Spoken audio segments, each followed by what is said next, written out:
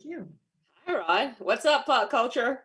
Hi, what's up? I'm so excited to speak with you both. I'm a huge fan of both of you and your work, so I'm really excited to chat with you. Okay, so here, my site is all about diversity and representation. So I'm fascinated by the research trips that the crew took to Southeast Asia to prepare for Raya. Osnat, if I could ask you first, in visiting all those different countries, what was your favorite food or meal that you tried? You know, every time I get asked that Great question. I know it's a great question. Every time I get asked that question, I feel like I'm letting down all the other favorite foods because you're telling me only one.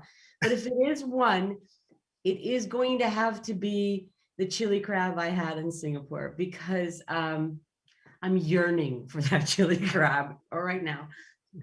That sounds amazing. Adele, I know obviously you grew up in Malaysia. Was there any meal or dish that you tried that was new or just that you loved having again?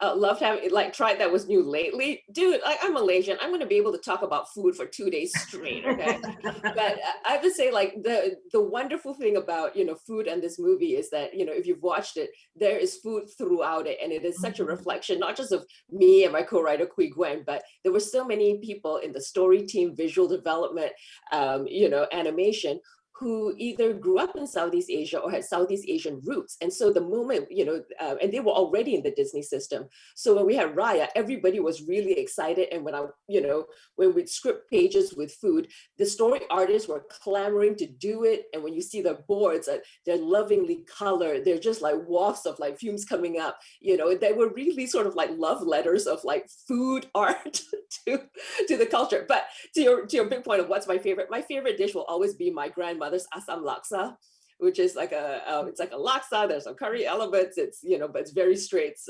It's very straights Baba Nyonya Malaysian food. We're trying it when? Well, I can't make it. My mother sent me the recipe. I feel like you need my grandma's touch, okay. But I gotta try and make it over here. You can't get it here. That's the problem. That sounds amazing. And now I'm hungry, and I was hungry watching the film as well. So speaking of those trips, Osnat, you've done a lot of these kinds of, I guess, research expeditions, if you will, with back to Moana and all that. So for these countries, what really resonated with you or even surprised you about the different cultures and countries that you visited? That's a good question. I love that part of the world. So it wasn't my first time, but it was definitely one of the things, we're talking about a very broad region, 11 countries and with multiple cultures and traditions and ethnicities and religions and art forms. And so one of the things that I loved was that variety. And then the work that we did with cultural anthropologists and others who worked with us to find the shared principles, the shared ground.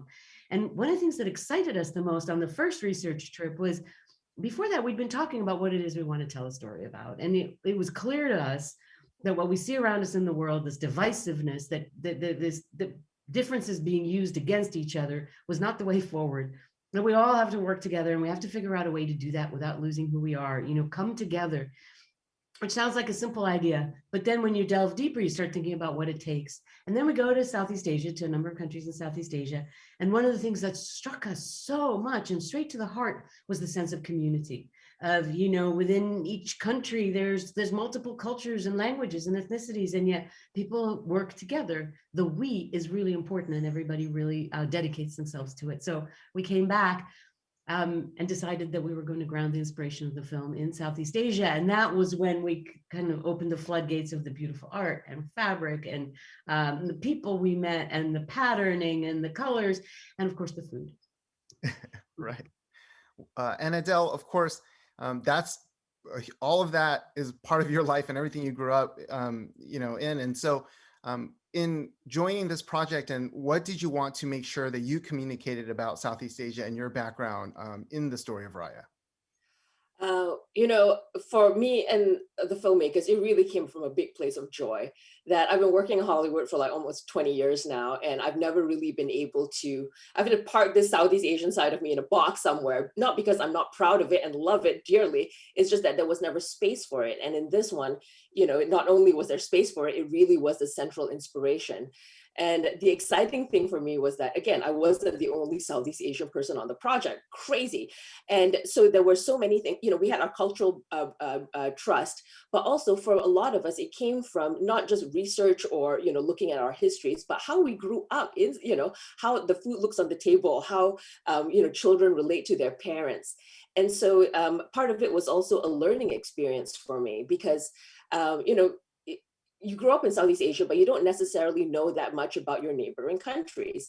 And so there were a lot of elements within the movie, whether it was Raya's sword, the Chris, or her name, or the wayang kulit, the shadow puppets, things that I thought were very specific to my culture, were really Malaysian culture, were actually running through so many other countries, and that really gave us a sense of what the movie could be with all these different lands. So you have the land of Kumandra, 5 different lands.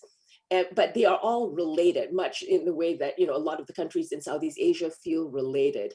And it's easy for us to look at these differences as ways to drive us apart. But really, again, when you look at our culture, when you look at our street food, the reason it's transcendent and amazing is because of all these different influences, sort of retaining your identity and at the same time sort of adding it to like something transcendent. So, to your question of like, what was it, the important thing to get right, it wasn't so much about here's one value that I think embodies all of Southeast Asia, we need to get this right. It was more like, let's be protective and respectful of the spirit of Southeast Asia, understanding that, we are not having one land reflect one specific country, that that the team, to Osnat's credit and the cultural trust credit, it was about going deeper, about finding what is the core inspiration or the core tenets that, that the architects and the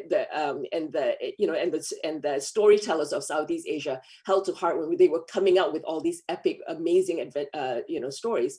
And so being able to apply that to our story, the Disney storytelling, process was, it really was magical. I love that. You both are giving me chills with the passion that I sense. Now, from a representation perspective, it's also particularly unique because the 3 main characters are women, and strong women, warrior women. I've heard you all talk about it in the past. I have an 8-year-old daughter, so I'm very excited to share this with her. Osnat, what do you want, young girls, young women to take away from this story? What I want young women to take away from the story is very similar to what I want young men to take away from the story, which is that we all need to come together for the greater good, despite embracing our differences. There's a reason we named each land as a part of the dragon. You need all the parts of the dragon for the dragon to be complete, and that sense that we can all work together. It touched my heart really directly that they're strong female characters. I come from a long line of strong women. I know a lot of strong women. Female friendships are so interesting and we never get to see them on screen.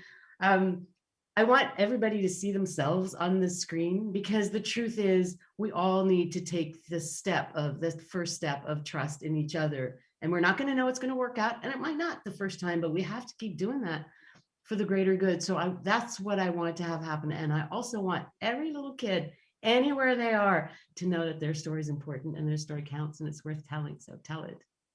Amen. And Adele, for you, even just slightly more specifically, for young Asian girls and women all over the world, what would you like them to take away from it? Well, it's going to be, the very first movie I watched was Disney's Snow White. And, I played Snow White, my grandmother put on the play. And I remember one of the aunties made this like off-color joke, of like, oh my gosh, she's playing Snow White, but she's so dark, sewing all the time, like totally brown.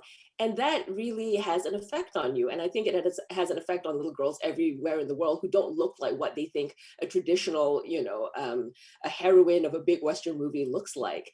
And my hope is with this, that, little girls growing up in Malaysia, Southeast Asia, are able to see that their faces and their stories are worthy of being celebrated and they can be the heroes of their own story. Absolutely. And I think it comes through. You both are the hero of this story for me. So thank you both so much for the time. And I'm so excited to share this with all of my friends and family. Oh my gosh, thanks so much. Thanks so much. Take care.